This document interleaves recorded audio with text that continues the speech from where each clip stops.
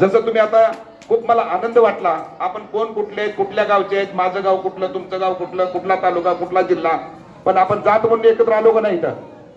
व्हॉट्सअपच्या माध्यमातून म्हणा, इंटरनेटच्या माध्यमातून म्हणा, फेसबुकच्या म्हणा, इंस्टाच्या म्हणा, कुठल्या ना कुठल्या माध्यमातून आपण एकत्र आलो का नाही? मग जर आपण एकत्र आलोय आणि एकीची ताकद अशीच दाखवली तर पुढे येणारे कार्यक्रम याच्यापेक्षा आपण चांगले करू का नाही? याच्यापेक्षा पुढची जयंती आणखी भारी होईल का नाही? मग हे खूप चांगलं आहे तुमचं. आणि जरी समजा ज्यावेळेस तुम्हाला आमची कुठे गरज असेल, माझा गणेश भाऊकडे नंबर आहे, तुमच्या ग्रुपला मला ऍड करा.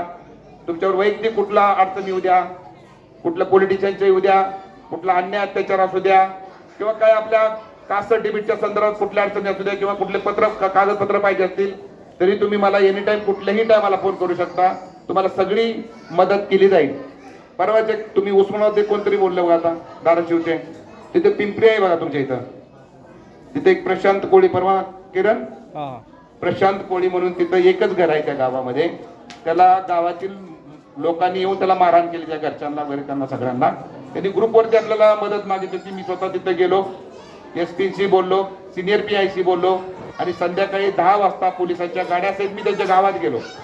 आणि त्या सगळ्या गावकऱ्यांना जवळजवळ त्यांच्या गावातली 200-300 माणसं, आपले तर एकच घर होतं, आम्ही गेलेले 7-8 जण, ते सगळं बसून सगळं जॉट आउट केलं, ते मिटवलं. त्यांनी एकामेकाला माफी मागितली आणि तो विषय तिथं संपवला.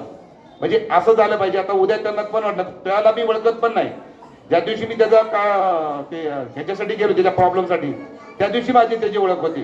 पण आपण प्रत्येकानं